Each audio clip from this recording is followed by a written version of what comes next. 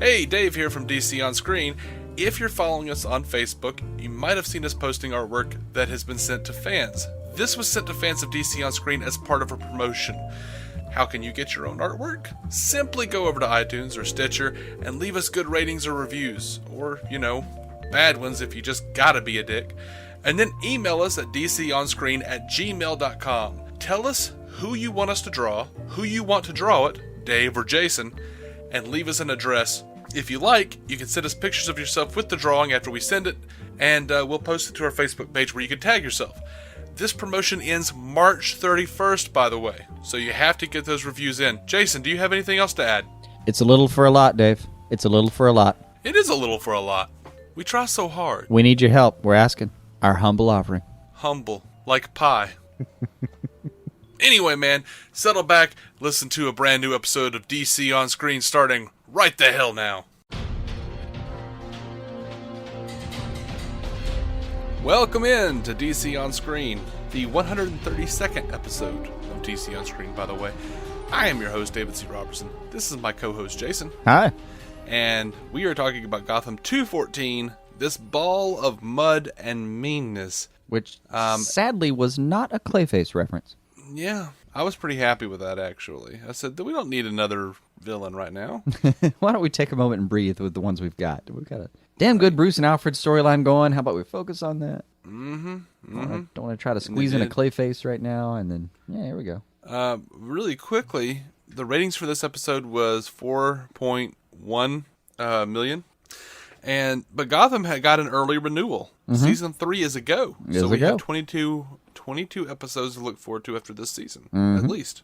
The Fox said it was averaging 9 million viewers across multiple platforms. So that's pretty impressive. Yeah, the show's doing all right.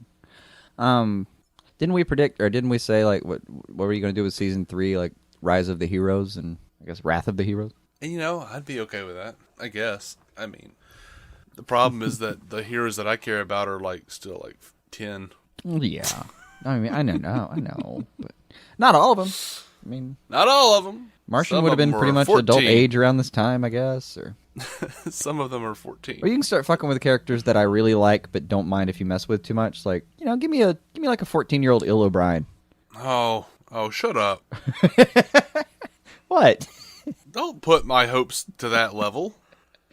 These weirdos who are running Gotham aren't going to do that. No, you know that. Yeah. His father Bruno Heller probably... No, his father really will run like a plastics manufacturing factory in Gotham. That's what Bruno Heller probably just sat up straight in his chair and without knowing why went, who the hell is Ill O'Brien? Why is his name on my mind? Oh, and young 14-year-old Ill will have a hobby of kite flying. Mm-hmm. Mm-hmm. So, dude, the Arkham Asylum virtual reality program is on point. Isn't it? So much so that we have to deal with more friggin' Mama Cobblepot. I know. By the way, we're going to get super spoilery. Damn, that guy's got mommy issues, man.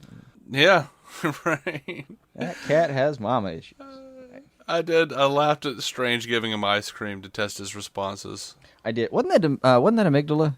Am I just... It was. Okay. It was, right. Yeah. He's not... He was just a giant guy. I didn't want to... Recast from last season, but yeah. Okay. Well, maybe that's why I wasn't as sure as I'd like to have been. But but one of the first things in the episode, they reworked the Crane formula. Oh man, love the note, love that little bitty little subtlety to it, and it reminds me every time they mention something like that I so want to go back to that story for a second. I want to go back to that kid in the hospital bed having in a fear coma. I'm good I would be good if they left it alone. To me, it's like they left him in a fear coma. Like this is a ripening wine as far as I'm concerned. The longer he's in that coma, the more I like his character when he comes out. And I don't want to, get all excited and start drinking from the cask before it's properly bottled here. But man, I want that story back. Mm-hmm. Season 3. So Selena gives Bruce a gun. Yeah, Kat, I gather from her advice, is probably not an NRA card carrying member. No, probably not. I'm not sure I like Bruce with a gun, even if it left it where it left us. No, I mean, I just don't like him having it because I'm always afraid for him when he's got it. But they did a good job with the gun. The gun came in. How much did you to me, the gun came into the story for good reasons and left the story for great reasons. I'm good here. And everyone learned from it. It was wonderful. So did you squeal with delight when you found out that Bruce and Alfred were going to go see the mutants? Yes, I did. Well, it wasn't a squeal. It was a cackle, maybe. I don't know. Possibly a guffaw. But I was very happy. Very happy. And I'm watching old Cupcake there going like, oh, but you got to come fight. This is my house. Blah, blah, blah. And I'm like, yeah, old Cupcake, you know not what you ask for. Mm-hmm. Alfred fighting was badass, buddy. I could have dealt without the cartoon, falling over afterwards. That was a little bit of a come down for me. No lie. But before that, man, like first the advice beforehand, the pick your battles, don't let them pick you. I wanted to tattoo that on my arm. It was such good advice. But just the whole like training school / fighting school / life school thing he's doing while he's taking on this giant man. It's just, and especially when he says, if you're going to beat a big man, all you have to do is outlast him. There's this like moment of revelation on Bruce's face where he kind of goes, oh my God, there's no limit to who you can take on.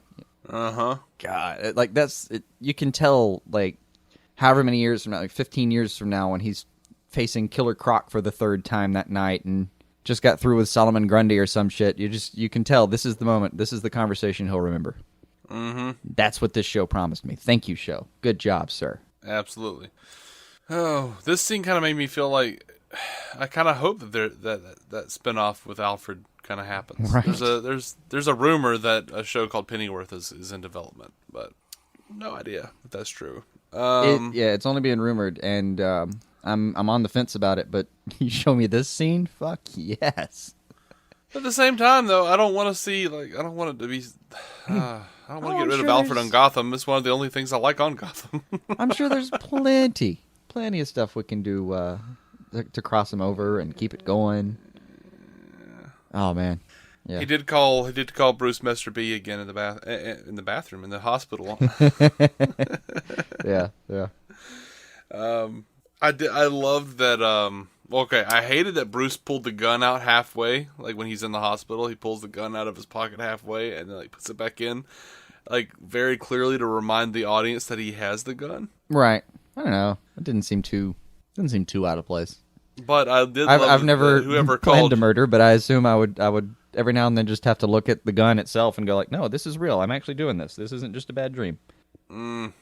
I can buy it at least. I did really love that when Gordon got the call about Alfred, he goes, "What again?" Harvey's line, for a butler, you sure do get beat up a lot. Yeah, my favorite bit about that was him talking about oh yeah, I'd planned to kill him, but Master Bruce has gone off to kill the guy again. And Harvey's like, police. We're the cops. Do not tell us stuff like this. Yeah. I kept thinking oh, Alfred, shut the hell up, man. Just okay, because surely they've got to have a talk about that when this is all over with. Oh, absolutely. Good scene. Good scene. By the way, there's no way any of this now is not going to be in Jim Gordon's mind when he's dealing with Batman. There's no way he's not going to ever know who Batman is. He's got to know who Batman is. The way this show is setting it up. All the pieces will be there. They really will. God help him if he ever sees that note Bruce leaves Alfred. He won't. There won't be a shadow of a doubt. Not a moment. Mm-mm.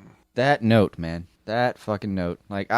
I want that whole note just printed out and on my wall so I can kind of look at it every now and then. It was just that's the mission statement. That's the fucking Batman mission statement. Mm-hmm. Written by I guess a 14-year-old. I guess any around that area right now. I guess I don't know.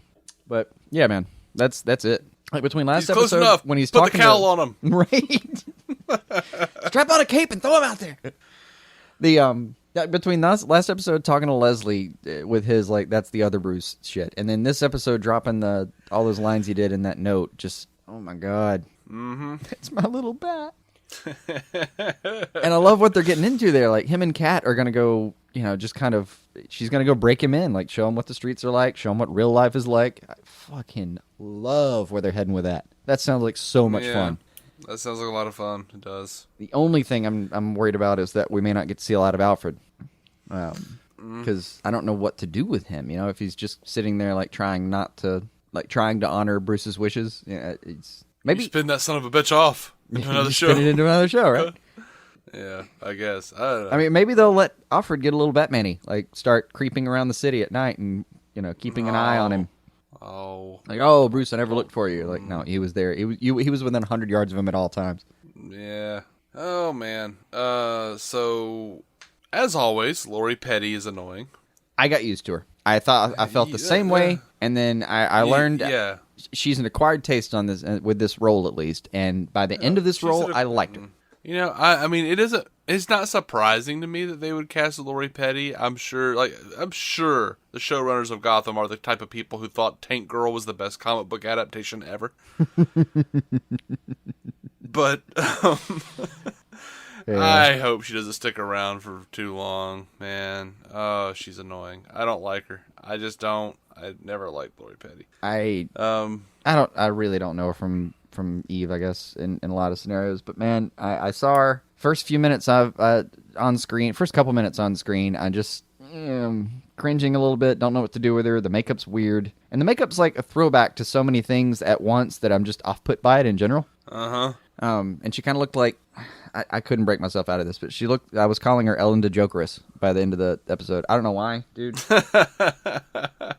I don't know why, but in that makeup, in the short hair, it just fucking reminded me so much of her. But by the end of it, dude, I was absolutely digging her. Like when she's talking to Gordon later, and she's like teasing him about his infamous temper, and it's like, "Are you trying to get me riled? Or do you want me to beat you up?" And she kind of pulls the things up. Could you? I don't have anywhere to be. I was really starting to dig her attitude by then, and I'd kind of gotten used to her voice. I think that was part of it. She has a unique voice. I think it's that she's a bad actress. By the end of the scene, I decided that she had done a good job with the role. I just had to get used to it. Yeah, she just always plays everything so over the top, and like she always plays everything like, "Oh, look at me! I'm this look how neat I am, outspoken crazy character that's gonna like rail against authority." Yeah, right, yeah, right. Away. They're gonna rail against authority with the one song they know. We're not gonna take. Right. They really? Am I like? Did I hear it wrong, or was that the same song she plays twice in this episode? Like, you know what? I don't know. I don't know what she apparently played. they come out and they do that punk song, and then she goes back to her room for 15 minutes, and they come back out and do another punk song, the same punk song, and they go back. Yeah. You know what's sad? In that club, like when Gordon gets kind of consumed by the crowd, I wasn't afraid for Gordon. I felt bad for that crowd. They didn't know what they were getting into. Gordon's a goddamn pit bull sometimes, man. Yeah. Put him in a room full of people that need punching that hard? Oh, man. Is it just me, or is Gotham becoming more and more Tim Burton's Batman? In some ways, I agree. It's just like they are just gearing towards that as hard as they can sometimes. And it's always reminded me of it a little bit in set design and coloring. It's always had that going on. Well, I say set design. They used more than like 100 square yards to build their city for Gotham, which was a vast improvement over the Burton version. It's like the way I remember, and man, it's been a while, but the way I remember the Burton films, you like watching it, you're thinking the whole time like, why does he need a car to get around? Gotham's like 400 feet long. Yup. Oh yeah. But yeah, man. Whereas in this show, Gotham is a series of docks. Yes. Yeah. So, how much did you love Matches Malone? I don't feel like heartily is a big enough phrase, but that was amazing. Right. That was absolutely amazing. I think previously that maybe my favorite scene in Gotham so far had been like my favorite. I don't know. The best acted scene that I could remember was probably the Jerome scene with his dad when he kills him. Mm-hmm. Because I really thought he just wiped the floor with that scene, just absolutely sponged up every last drop. Man, it was wonderful. And this one, yeah, I think I agree with you overall. I mean, even if it's a small percentage, I think this was the best scene I've seen in the show so far. Absolutely. When he calls Bruce son, and right. Oh, and his description of why he gets to call him son was fucking gorgeous. Yeah. I made you the way Gotham made me. Right. The way your rich parents made Gotham. might as well call you son. Right. That was just, oh man, just perfect. And then when he wants Bruce to kill him and Bruce doesn't understand why, he's like, a man gets tired of doing wrong and going unpunished. He starts to wonder if there's a God. Right. Right. Absolutely. That's amazing. I mean, I don't even have notes on that scene. I like, honest to God, my notes for that scene are fucking amazing. It's just like hyphen fucking amazing. That's all I wrote down. Yeah. Like his facial tics, his teary eyes, that dude played it well, and I never want to see him again. Right. No, it'd ruin it. He does not belong in that little fucking Hugo Strange basement. Nothing like that. Let it be. He kills himself. That's where he needs to be. That's it. That was no more, please. Amazing. Please, no more. Except for the line. I have one more note, I should say. I wish you were a monster, but you're just a man. That was so good. I mean, that was dope. And you can see Bruce kind of getting there with it. That he's and God, he's so hurt up front that he doesn't even remember him. Like as devastating as this was to Bruce, it was a flea getting brushed off to him. It made no difference in his life. Like he's swatted flies that he may remember more cleanly and thoroughly. Mm-hmm. And then as he sits there and describes, just he doesn't remember anybody, and then he describes like that one guy that was kind of a crybaby and. He remembers him. He dreams about him sometimes as if he was important. It's the most detached, wonderfully detached too. Like detached for the right reasons. This is a character that the moment I was introduced to him, I immediately understood how tired he was of being alive. Mm-hmm. Like, the whole time the scene's getting there, where it finally gets to the point where he's getting more explicit about where he should shoot, and even giving him guidance, like right here, a little bit low, don't miss, Just wonderful. Every little baby step toward the end of that. When he finally drops the gun on the table and just decides that he's literally not worth killing. Mm-hmm.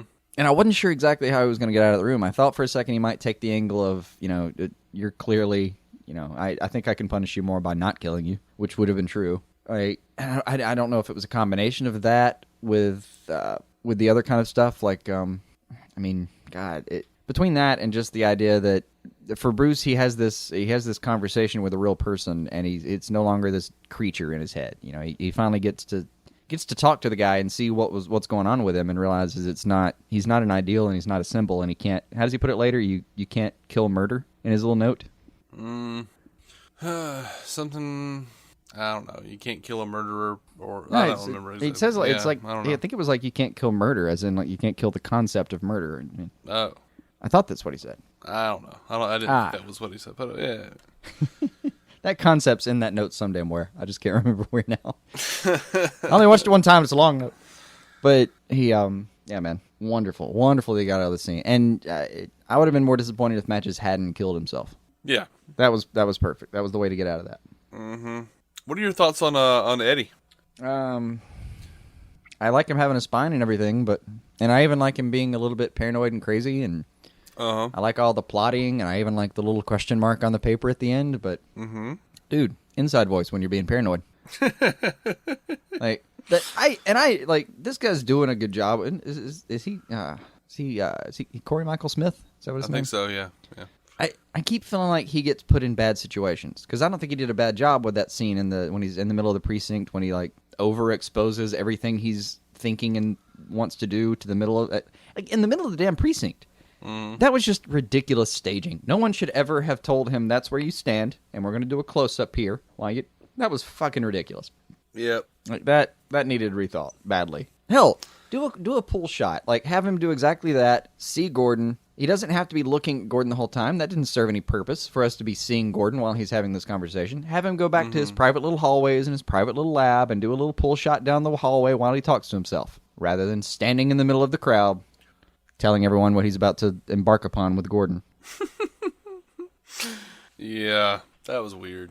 Oh, I did finally have a moment where I liked Peabody. Oh, did you? Yeah, it was fleeting, but Hugo tells her like they're deeper plans, whatever. And he has deeper plans for Cobblepot or whatever. Yeah. Yeah, and she tells him like deeper than building semi-human creatures in the basement.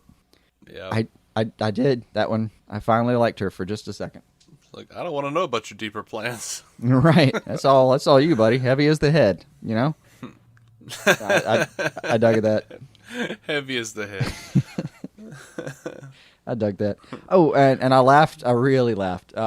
At several things. When Penguin gets in there, they give him, and I liked the little test they put him through, like the ice cream test and the one where they just tie the guy up and give him sharp objects. Those were all funny little tests. But then he gets to like the end of his tenure there, and he gets literally like a certificate of sanity. Which, if you have a certificate of sanity, is the most tangible proof that you do not deserve a certificate of sanity. If anyone has ever had to specifically stamp upon you that nope, you're sane, which by the way is impossible, that man can be trusted less. And the only person that can be trusted less than the man that is receiving that receipt is the man handing it over. Which will be true in this case. And by the way, I'm calling it now. I think Penguin kills Hugo Strange at the end of this arc. You think? I think he's the one who kills him. Just throwing it out there. But in that scene, when he's getting his little certificate, you notice his bangs were finally, like, down? Like, they've been using his bangs through the course of this episode. They did. They used his bangs to display, like, how angry he was. Apparently, they poke up and get into that, like, we were talking about him the other day, that stupid Damien Witch Boy character. Oh, Clarion. Clarion, sorry. Yeah, the like universally hated Clarion the Witch Boy or whatever his name is. Why is he universally hated? I for sure as hell don't like him. I didn't think you did either, and I've never met another one who did. This is anecdotal. I haven't exactly like taken it upon myself to do testing or something, but man, that's not a likable character. No, he's not. He's a whiny little bat. But yeah, man, his bangs through the episode cracked me up. Like when he's sneaking up behind his mom, they're full on devil horn. Like he's got inverse devil horn. Like they're full on shaped pointy objects coming down on his eyebrows, and then later when I guess he's good to go, he's just a dude with unkempt hair. Looks more like a bad Beatles haircut. Yeah, I don't know what to feel about Penguin, honestly. Like because poor Oswald, he looks so happy when he gets that certificate. He looks so proud. He does. What do you think they're doing with him? Nothing good. I'll put it this way. I'm confident that he was not so much released from that prison as unleashed from that prison. I mean, I get the feeling he's going to go meet his daddy. Oh, yeah. I forgot that was coming. So that's definitely coming. Yeah. And between twixt his daddy and Hugo Strange messing around with him, I think he'll become the most vicious little bastard you've ever met. If he wasn't already. Oh, maybe he's going to go kill... Maybe he's going to go kill his dad and remember who he really is. Maybe. I really hope, we don't have to deal with any more Mama Cobblepot, but I'm assuming the Riddler's going to be involved in this. Ed's pretty much gone off the damn deep end and enjoys the hell out of it. Right. So, I don't know. We might get an episode or two of Penguin trying to be like, no, I don't hurt people now, blah, blah, blah. I'm sane. I'm willing to bet you've got a little bit of that ahead of you. I did just read the episode description, and it is, it's for sure. He's meeting his dad next episode. Yeah. Ooh, and it looks like maybe a sister? Oh. Or two? I don't know. His dad's apparently going to be named Elijah Van Dahl, and then there's a Grace Van Dahl, and a Sasha Van Dahl, and a Charles Van Dahl, all listed in the credits. Okay. I remember someone being cast as, I don't know, like a Rebecca Van Dahl or something. I don't know. Gotcha. I don't have memory for things like that, man. They'll be around. That's what next week's for. It is next week, right? Yes, next week. It is. We're good. Ooh. Mad Grey Dawn, they're calling that. Ooh. Well, I don't have anything else to talk about on this episode. I like this episode for the most part, except for that weird shit with Eddie. I pretty much liked it a lot. Yeah, the weird shit with Eddie, though, was just... as much as we think they're getting Riddler better and better, and I do, I think they're slowly getting that character somewhere. I really like him, but then they'll do weird shit like that. And... Oh well. Totally dug the episode. Even Eddie's little comment, like, "What do you think Doherty's doing right now?" Is he's rotten. Right? How would you describe to him rotten? The thing with Eddie though, and they might be getting this right, like him standing in the middle of the place, like talking about what he's gonna do. Yeah, it's kind of Riddler's sickness anyway. Oh, the compulsive confessor thing. Yeah, like that's Murmur pretty style. much like the shit. I mean, he has to pull it out some way. He just eventually smarts himself into get smart enough that he starts doing it in riddle form. Yeah, completely. Yeah. Which is, I guess, a hobby of his to begin with. So, and that part I like. I mean, that's yeah, that works for me. Works for me just fine. I dug the episode, man. Yeah. Okay. All right. Well, I mean, I'm going to pull another Supergirl on this one and be like, if they, they keep it up at this level, I might be happy with it. They might. I mean, they put a couple pieces in play right now that I really dug. Mm-hmm. And Bruce's training is in full. I mean, he's in 5th gear on training. It better be. I mean, he was already apparently only stopping, the heavy punching bag activities long enough to barely get some sleep and shove some food in his mouth. Mm-hmm. That's from the way you hear Alfred describe it.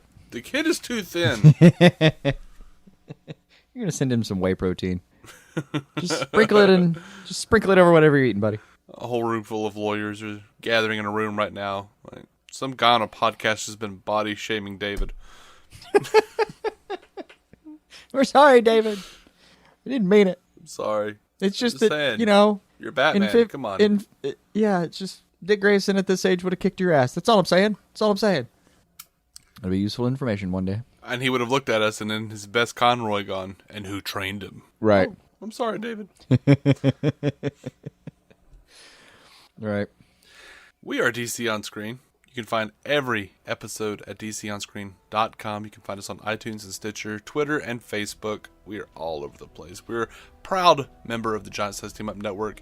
You can also go listen to our buddies Matt Carroll and Jeff Randall at the Marvel Cinematic Universe podcast, mcucast.com. We'll be back tomorrow with our our review of Lucifer 108, Etude Doctor. Mm-hmm. Until then, keep some DC on your screen.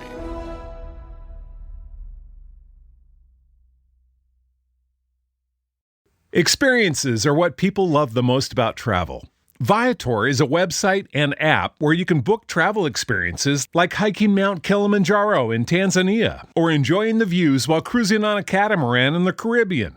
They offer everything from simple tours to extreme adventures. With over 300,000 bookable experiences in 190 countries, there's something for everyone. Plus, Viator's travel experiences have millions of real traveler reviews, so you have the information you need to book the best activities for your trip. When you book a travel experience with Viator, there's always flexibility and support with free cancellation, payment options, and 24/7 service. Download the Viator app now and use code Viator10.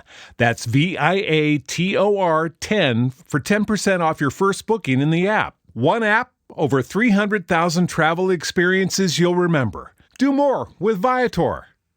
At Baker's, we know the minute a tomato is picked, the fresh timer starts. The sooner we get our produce to you, the fresher it is. That's why we've shortened the time from harvest to home for our tasty tomatoes, strawberries, and salads. So no matter how you shop, you have more time with your fresh produce. Baker's, fresh for everyone. We've locked in low prices to help you save big store-wide. Look for the locked in low prices tags and enjoy extra savings throughout the store.